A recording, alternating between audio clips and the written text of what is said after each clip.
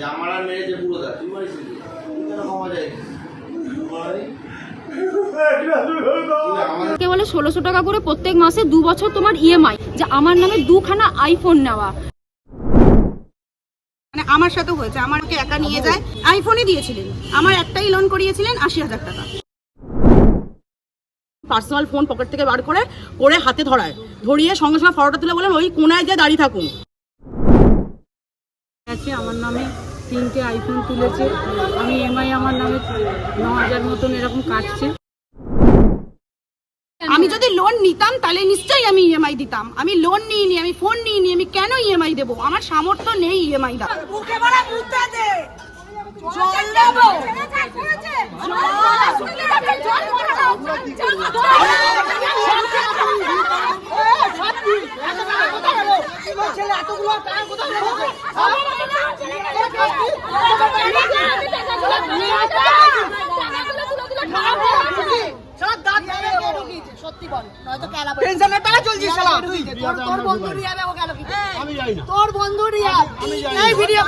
আমি 5 লাখ টাকা লোনের মতন বলেছিলাম।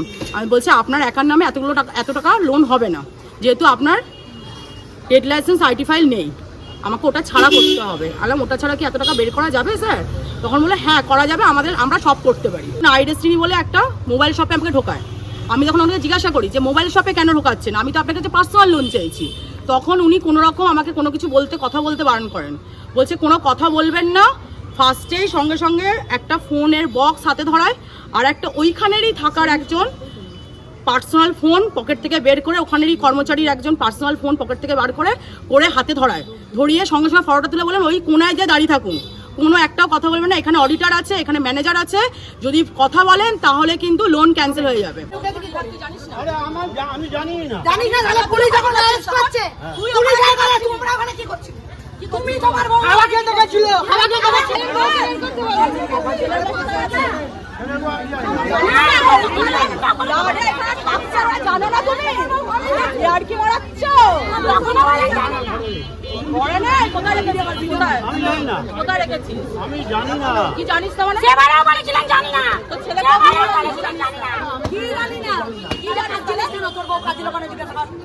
তোর বউ কাঁদছিল কেন জিজ্ঞাসা কর। কবে অ্যারেস্ট হয়েছে তোর গুণধর ছেলে যেদিনকে, সেদিন বউ আর মা ছিল কেন কাঁদছিল কেন? আমার একটা লোনের খুব প্রয়োজন ছিল। আমার বাড়িতে অসুস্থ আমার শাশুড়ি আছেন, তো উনি বলেছিলেন যে আমি বাজাজ ফাইন্যান্সে চাকরি করি, আমি তোমার লোন করিয়ে দিতে পারবো। তো বলে আমাকে বলে যে তুমি কলকাতার সেক্টর 5-এ আইডেস্টিনি বলে ওখানে মানে নিয়ে যায় আমাকে, যে সেক্টর 5-এ তোমাকে আসতে হবে। তাহলে আমার তো কেউ যাবার নেই, আমি ওরমভাবে চিনিও না। বলে তাহলে আমিই তোমাকে নিয়ে যাব। বলে আমাকে ওনার সাথে নিয়ে যায় একটা আইডেস্টিনি দোকানে নিয়ে যাওয়ার পরে আমার থেকে সমস্ত ডকুমেন্ট নিয়ে নেয়। ইভেন আমার ফোনটাও বলে তুমি আমাকে দাও, আমি তোমার ফোনে সমস্ত সব কিছু প্রসেস করছি। এবার আমি ফোন দিয়েছি, জানি আমার লোন হচ্ছে। আমাকে বলে 1600 টাকা করে প্রত্যেক মাসে 2 বছর তোমার ইএমআই। আমি বললাম আচ্ছা। পরের মাস থেকে দেখায় আমার ফোনে প্রায় 9,500 10,000 টাকার মতন ইএমআই শো করছে। আমি তখন ওকে ফোন করি যে দাদা এরম ব্যাপার। না ওটা তোমাকে চিন্তা করতে হবে না, আমার বাজাজ ফাইন্যান্স থেকে ওটা কেটে নেবে, আমার বাজাজ ফাইন্যান্স থেকে ওটা চলে যাবে। আমার বাড়িতে তখন বাজাজ ফাইন্যান্সের লোক আছে। আমি তখন জানতে পারি অ্যাপস খুলে যে আমার নামে 2খানা আইফোন নেওয়া। তখন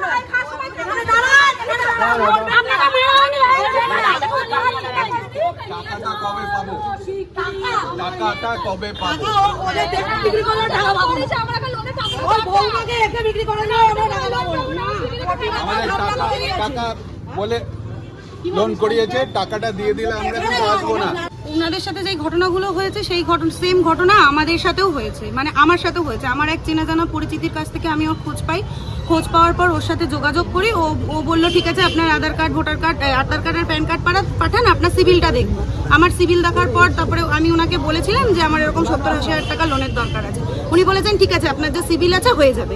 উনি ঠিকানা দিলেন অমুক জায়গায়। তো উনি আমাকে ফোন করে, আমি যখন ওনার সাথে যোগাযোগ করি তখন দুপুর 1টা, উনি আমায় 4টের সময় বলেন যে আপনি চলে আসুন। আমি বললাম যে স্যার এরকম 4টে বেজে গেছে, এখন তো অফিস বন্ধ হয়ে যাবে। না আমি অফিসে থাকবো, কোনো সমস্যা হবে না, আপনি চলে আসুন।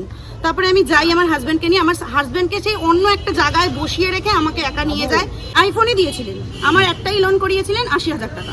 হ্যাঁ, এবার 80,000 টাকা আমাকে শোধ করতে। প্রথম ইএমআইটা ও দিয়ে দিয়েছিল, তাই জন্য আমি বুঝতে পারিনি। দ্বিতীয় ইএমআই ম্যারেজ সময় যখন আমাকে বাজাজ ফাইন্যান্স ফোন করে, আমি ওকে ফোন করে জানাই, ও আমাকে বলে ওটা থার্ড পার্টি, সমস্যা হবে না।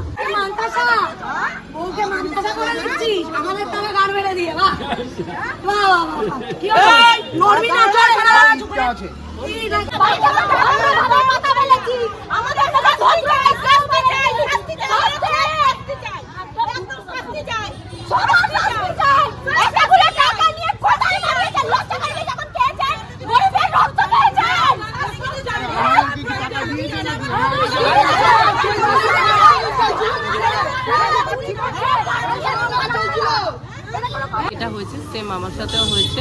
আমাদের আইডেন্টিটি নিতেই ডেকেছিল, ওখানে কোনো ইয়ে না করিয়ে আইফোনে দিয়ে ছবি তুলিয়ে 75,000 টাকা লোন করিয়ে দিয়েছে। আর আমারটা রিসেন্ট এপ্রিল মাসের 31 তারিখে হয়েছে। এতে এসে লোন দেবে এই করবে করে নিয়ে গেছে। আমার নামে 3টে আইফোন তুলেছে। আমি এমআই আমার নামে 9,000 মতন এরকম কাটছে।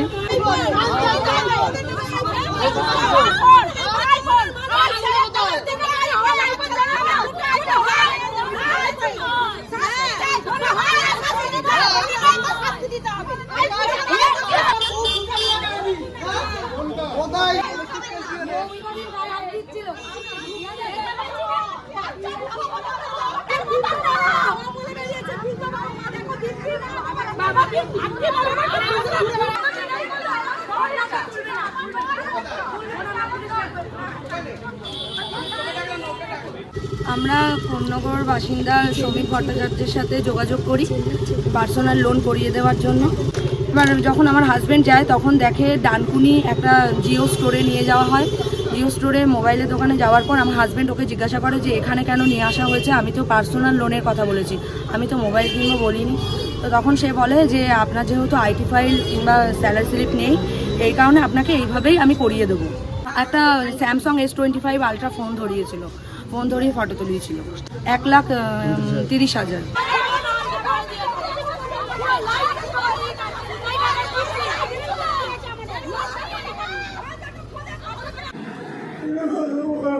তার মধ্যে যদি মাল না আসে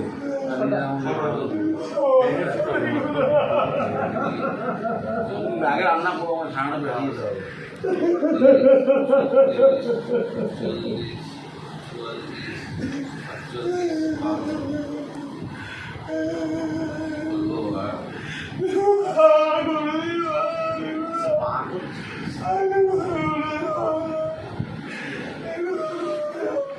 আমাকে বলে কি হবে বাড়া, আমার তো টাকা যায়নি, আমার টাকা যায়নি, আমার টাকা পুরোদা বোধ মেরেছে, আমার টাকা যায়নি।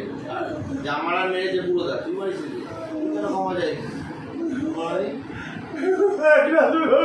আমাদের সাথে ক্যারামের ক্যাম্প করেছিস, যেটা করেছিস আমাদের